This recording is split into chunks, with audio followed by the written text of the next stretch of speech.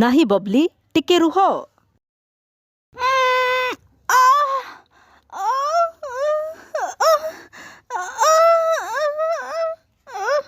କି ବଥା ହଉଛି।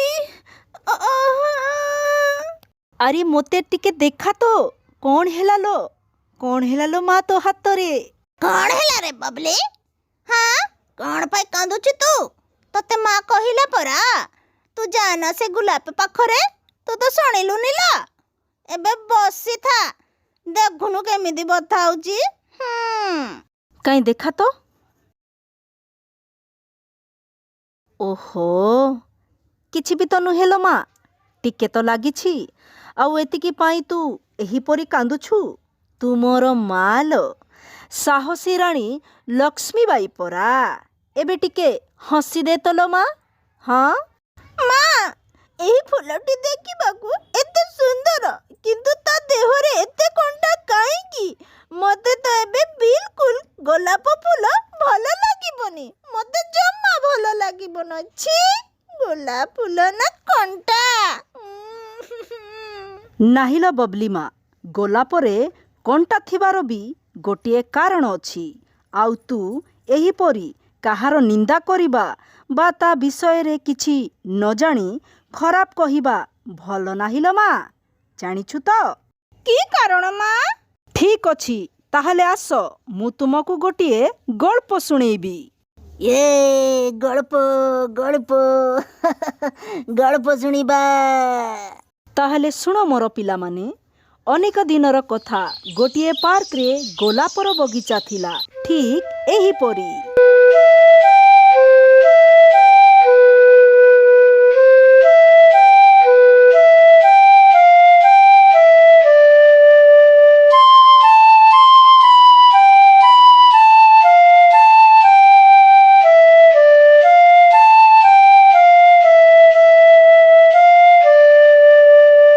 ଆଉ ବଗିଚାଟା ଦେଖିବାକୁ ଖୁବ୍ ସୁନ୍ଦର।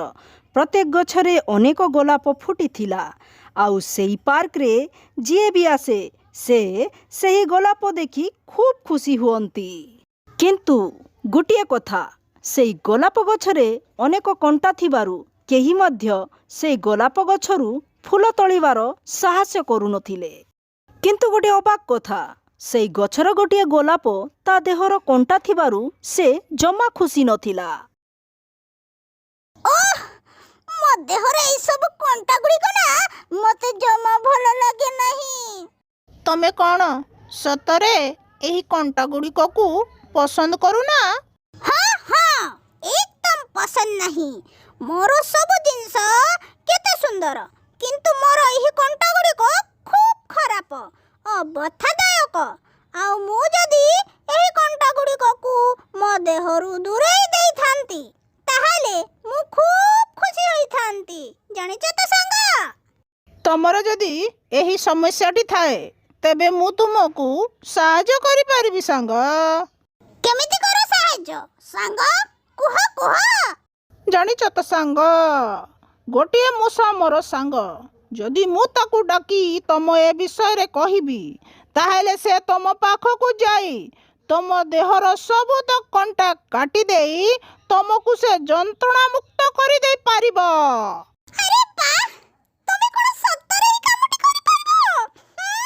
ହଁ, ନିଶ୍ଚୟ କରିପାରିବି ମୁଁ। ତମେ ଜମା ଚିନ୍ତା କର ନାହିଁ ସାଙ୍ଗ। କି ଗଧ ଭଳିଆ କଥା କହୁଛୁ ତୁ? ତୁ ଏଇଆ ସତରେ କରିବୁ ନା କ'ଣ? ଯାରେ ଫାଲତୁ ଟୋକା, ମୁଁ ନିଶ୍ଚୟ କରିବି। ଆଉ ତୁ ନା ତ ପାଟିଟା ବନ୍ଦ କରେ। ଆଉ ପ୍ରଜାପତି ସାଙ୍ଗ, ତମେ ଯାଅ ତମ ସାଙ୍ଗକୁ ଡାକି ଆଣ। କିଛି ସମୟ ପରେ ଗୋଟିଏ ମୂଷା ଆସି ସେଇ ଗଛର ସମସ୍ତ କଣ୍ଟାକୁ ବାହାର କରିଦେଲା। ଆଉ ଦେଖୁ ଦେଖୁ ସେଇ ମୂଷାଟି ସବୁତକ କଣ୍ଟା କାଢ଼ି କଣ୍ଟାହୀନ ଗୋଲାପ ଗଛ କରିଦେଲା।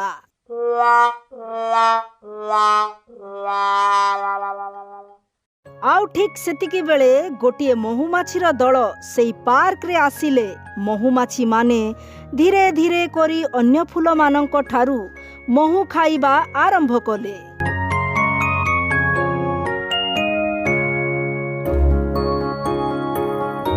ଆଉ ଗୋଟିଏ ଛୋଟ ମହୁମାଛି ମଧୁ ଖାଉ ଖାଉ ସେଇ ଗୋଲାପ ଉପରେ ତା ନଜର ପଡ଼ିଲା। ରଲୋ ମା, ସିଆଡ଼େ ଯାଆନା ଲୋ ମା। ସେଇ ଗୋଲାପ ଗଛଟାକୁ ଦେଖୁଛୁ ନା, ତା ଦେହରେ ଅନେକ ଧାରୁଆ ଧାରୁଆ କଣ୍ଟା ତତେ ଲାଗିଯିବ ଲୋ ମା। କିନ୍ତୁ ମା, ସେଇ ଗୋଲାପ ଗୁଡାକ ଦେଖିବାକୁ ଖୁବ୍ ସୁନ୍ଦର। ମତେ ଲାଗୁଛି ତା ଦେହର ମଧୁଟା ବି ଖୁବ୍ ମିଠା ହେଇଥିବ। ଆଲୋ ମା, ତୋ ଦେହରେ ତ କଣ୍ଟା ଫୁଟିଯିବ ଲୋ ମା।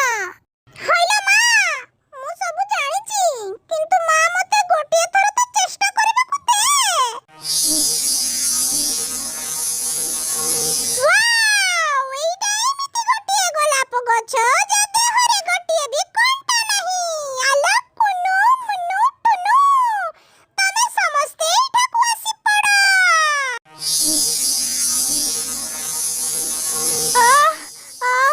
ଏସବୁ ତମେ କଣ କରୁଛ? ଉଠି ପଡ଼ ମୋ ଦେହରୁ। ମତେ କି କାଟୁଛି।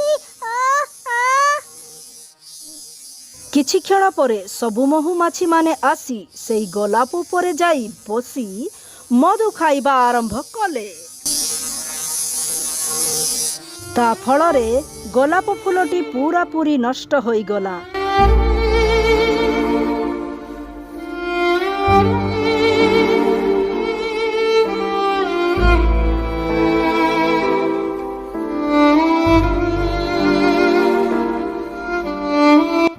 ହେଲେ ତମେ ବୁଝିପାରିଲ ତ ସୁନା, ଏମିତିକା ଅନେକ ଜିନିଷ ଅଛି ଯୋଉଟା ଆମମାନଙ୍କୁ ବିଲକୁଲ ପସନ୍ଦ ନାହିଁ, କିନ୍ତୁ ଏହି ସଂସାରରେ ସେଇଟା ରହିବା ଜରୁରୀ। ଆମମାନଙ୍କୁ ସବୁବେଳେ ମନେ ରଖିବା ଦରକାର ଯେ ପ୍ରକୃତିରେ ଯେଇ ଜିନିଷ ଗୁଡ଼ାକ ଅଛି ସେଇ ସବୁ ଆମେ ନଷ୍ଟ କରିବା ନାହିଁ। ମା, ଏଥର ମୁଁ ବୁଝିଲି ଯେ ଗୋଲାପ ଗଛରେ କଣ ପାଇଁ କଣ୍ଟା ଥାଏ। ଧନ୍ୟବାଦ କଣ୍ଟା, ଏହି ସୁନ୍ଦର ସୁନ୍ଦର ଗୋଲାପକୁ ରକ୍ଷା କରିବା ପାଇଁ ଧନ୍ୟବାଦ। ହାଇ ସାଙ୍ଗମାନେ, ମୁଁ ହେଲି ରମଣୀ। ତମେ ଯଦି ମୋତେ ଏହିପରି ଦେଖିବାକୁ ଚାହ, ତେବେ ମୋର ଏହି ଭିଡ଼ିଓକୁ ନିଶ୍ଚୟ ସେୟାର କରନ୍ତୁ। ଆଉ ହଁ, ମୋର ଏହି ସଭା ଷ୍ଟୋରି ଚ୍ୟାନେଲଟିକୁ ସବସ୍କ୍ରାଇବ କରିବାକୁ ଜମା ଭୁଲିବେନି। ଜୟ ଜଗନ୍ନାଥ ସାଙ୍ଗ।